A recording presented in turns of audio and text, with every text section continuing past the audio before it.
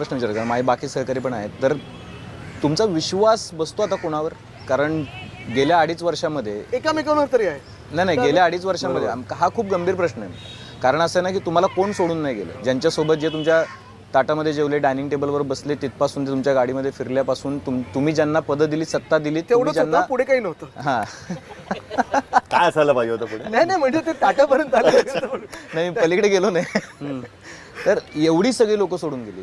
तुम्हाला आता आपल्या सोबत असलेल्या लोकांवरती तुमचा खरंच विश्वास बसतो? कारण सकाळी असलेले लोक दुपारी नसतात. आता तुम्ही बघितलं असेल की संतोष धुरी कालपर्यंत होते, आज नाही आहेत. तुमचा खरं मित्रांवर तरी विश्वास बसतो? कारण जी परिस्थिती महाराष्ट्रात बघायला मिळते ती अशी आहे की संध्याकाळी जी लोक सोबत आहेत ती सकाळी आहेत की नाही याची गॅरंटी देता येत नाही. म्हणून हा प्रश्न विचारला. नाही, माझं म्हणणं आहे की महाराष्ट्र सैनिकांवर माझा विश्वास बसतो. कारण एकच पक्ष जो 2014पासून ज्यांनी सत्ता उपभोगली नाही आणि त्यावेळेनंतर जे लोक आमच्यावर टिकून राहिली, हे खरंच मला वाटतं की हे खरंच श्रेय त्यांचं आहे. आणि ही लॉयल्टी खूप कमी बघायला मिळते आजकाल राजकारणात. आणि मला तुमच्या आधीच्या पण प्रश्नाचं उत्तर द्यायचं की तो पहिला प्रश्न होता ना तुमचा, त्या याच्याबद्दल की तुम्ही कामाबद्दल निघत का नाही, निघत का? मुंबईची एवढी सगळ्यात महत्त्वाची निवडणूक सोडून मी काल सोलापूरला गेलो. का गेलो? कारण मला हे पक्ष सोडून सगळं जातपात सोडून मला वाटतं आपण माणूस म्हणून कुठेतरी जिवंत झालो पाहिजे. त्या घरात मी जे बघितलं ना, हे मी तुम्हाला एक्सप्लेन पण नाही करू शकत.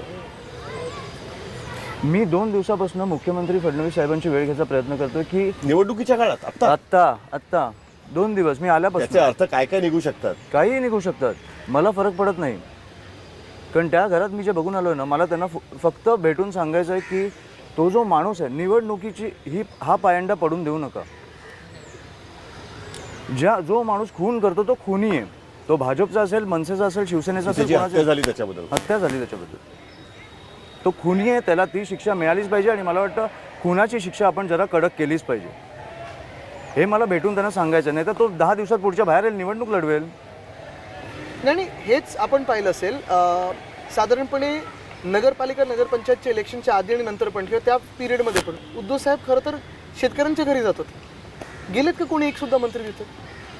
आणि विश्वासाची जी तुम्ही गोष्ट सांगितली ना, विश्वास तुम्हाला अंधभक्त नाही पण अंधविश्वास ठेवायला लागतं. जे तुमच्या सोबत बसतात, जे तुमच्या सोबत काम करतात, नाईलाज असेल आमचं किंवा आम्ही तेवढं राजकारण करू शकत नाही पण आम्ही विश्वास ठेवतो.